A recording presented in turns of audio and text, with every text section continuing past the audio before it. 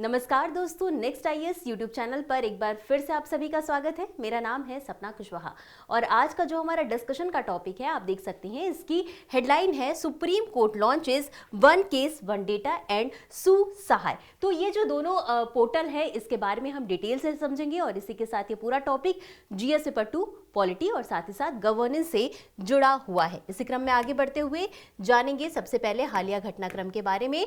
तो जैसा कि हमने आपको बताया कि सुप्रीम कोर्ट ने 2 डिजिटल पहलों की शुरुआत की है और ये पहल कौन कौन सी है, हमने आपको हेडलाइन से बताया कि पहली पहल है वन केस वन डेटा और दूसरा है सु सहाय एआई चैटबॉट। इसके बारे में हम एक एक करके आगे विस्तार से समझने का प्रयास करेंगे और इसी के साथ अब समझिए कि इसकी घोषणा किसने की। तो इसकी घोषणा भारत के मुख्य न्यायाधीश न्यायमूर्ति सूर्यकांत जी के द्वारा इन दोनों पोर्टल की घोषणा की गई है। अब समझते हैं कि इन दोनों पोर्टल को लाए जाने का उद्देश्य क्या है, आखिर क्यों ये 2 पोर्टल लाए गए। तो अदालतों के रिकॉर्ड को डिजिटल रूप से जोड़ना। आप सभी को पता है कि कई सारे अदालत हैं और उनमें जगह जगह पर कई सारे डेटा हैं। तो ऐसे में क्या होगा, इन दोनों पोर्टल की सहायता से अब एक ही जगह पर सारे डेटा को एकत्रित किया जा सकेगा और साथ ही साथ होगा क्या इससे कि केस मैनेजमेंट को तेज किया जा सकेगा और जब सारा डेटा ऑनलाइन होगा तो पारदर्शिता यानी कि ट्रांसपेरेंसी भी बढ़ेगी और साथ ही साथ जो आम नागरिक हैं उनको न्यायिक सेवाओं तक आसान पहुंच भी दी जाएगी। अब आगे बढ़ते हैं इसी क्रम में और एक एक करके इन दोनों पोर्टल को समझ लेते हैं। सबसे पहले हम बात करेंगे वन केस वन डेटा।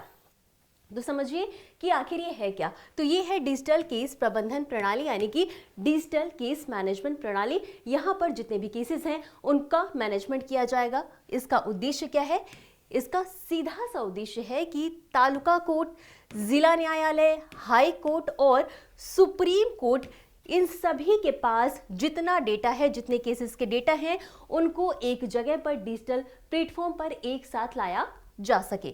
अब आखिर इसकी आवश्यकता क्यों पड़ी, इसको भी समझ लेते हैं। तो जैसा कि हमने आपको पीछे बताया कि अलग अलग अदालतों में अलग अलग डेटा इकट्ठा रहता है जिसकी वजह से कई बार प्रॉब्लम होती है। तो अब इससे क्या होगा कि रिकॉर्ड जब भी कोई केस की कार्रवाई की जाती है तो कोर्ट में अलग अलग डेटा है तो उसको ट्रैक करने में भी प्रॉब्लम होती है। साथ ही साथ कई बार क्या होता है कि एक ही केस की कई बार फाइलों की पुनरावृत्ति भी होती है और इसके अलावा जब अपील की जाती है तो उस दौरान जानकारी जो होती है पर्याप्त रूप से कभी कभार नहीं मिलती है, जस्ट बिकॉज अलग अलग जगह सारा डेटा है। और आप सभी को पता है कि लंबित जो मामले हैं उनकी संख्या दिनों दिन बढ़ती जा रही है और इसी के लिए 4 न्यायाधीशों की नियुक्ति भी की जा रही है, 4 जजों की नियुक्ति भी एक्स्ट्रा की जा रही है। तो ये सभी कारण हैं जिनकी वजह से इस प्लेटफॉर्म को लाने की जरूरत पड़ी और इसी क्रम में हम आगे बढ़ेंगे और अब हम समझ लेंगे सु सहाय एआई चैटबॉट के बारे में।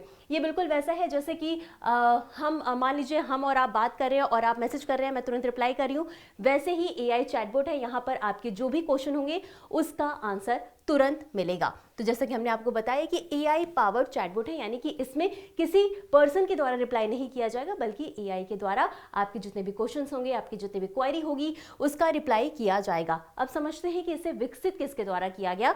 तो इसे राष्ट्रीय सूचना विज्ञान केंद्र और सुप्रीम कोर्ट रजिस्ट्री के द्वारा मिल करके विकसित किया गया है इस एआई चैटबॉट को। उद्देश्य की बात कर लेते हैं। तो इसका सीधा सा उद्देश्य है जो आम नागरिक हैं उनको कोर्ट की प्रक्रिया आसानी से समझाई जा सके, यानी कि कोर्ट की जो प्रक्रिया होती है, कोर्ट में कैसे केस जाते हैं, उनका पूरा प्रोसेस क्या होता है, उनकी सुनवाई का प्रोसेस क्या होता है, इन सारी चीज़ों को समझने में सहायता करेगी। साथ ही साथ अगर आपका कोई केस पेंडिंग है उसका स्टेटस भी आप प्राप्त कर सकते हैं कि उसका स्टेटस क्या चल रहा है, अगली सुनवाई क्या है, कब होगी। तो इससे संबंधित जितनी भी जानकारी आप यहाँ पर पता कर सकते हैं। साथ ही साथ जो भी केस दाखिल कैसे किया जाता है, उसकी क्या क्या प्रक्रिया होती है, कौन कौन से डॉक्यूमेंट ज़रूरी होते हैं, वो भी आपको यहाँ पर पता चल जाएगा और साथ ही साथ न्यायिक सेवाओं तक पहुँच आपकी आसान होगी, आम नागरिकों की आसान पहुंच होगी। जो दूर दराज के क्षेत्रों में रहते हैं, गांव के क्षेत्रों में रहते हैं, तो वो भी आसानी से यहाँ पर अपने हक के लिए लड़ सकते हैं। और इसकी खास बात ये है कि ये जो एआई चैटबॉट है ये 24/7 डिजिटल सहायता प्रदान करेगा और इस लिहाज से ये काफ़ी हेल्पफुल भी हो जाता है और काफ़ी इंपॉर्टेंट भी हो जाता है। अब आगे बढ़ेंगे और समझ लेंगे कि आखिर ये जो 2 प्लेटफॉर्म लाए गए हैं इसको लाने के लाभ क्या होंगे। तो जैसा कि हमने आपको बताया कि काफ़ी सारे केसेस जो हैं वो पेंडिंग हैं, तो अब जब एक ही जगह डेटा उपलब्ध होगा, डिजिटल प्लेटफॉर्म पे उपलब्ध होगा, तो क्या होगा कि मामलों की सुनवाई और रिकॉर्ड प्रबंधन में तेजी होगी। यानी कि जैसा कि हमने आपको बताया डिजिटल ही सारी चीजें होंगी, तो अब मैनेजमेंट अच्छे तरीके से किया जाएगा सारे रिकॉर्ड्स का। अब होगा इससे क्या कि ट्रांसपेरेंसी बढ़ेगी, और साथ ही साथ हमने आपको बताया कि दूर दराज के जो लोग हैं उनकी न्यायिक सेवा तक आसान पहुंच होगी।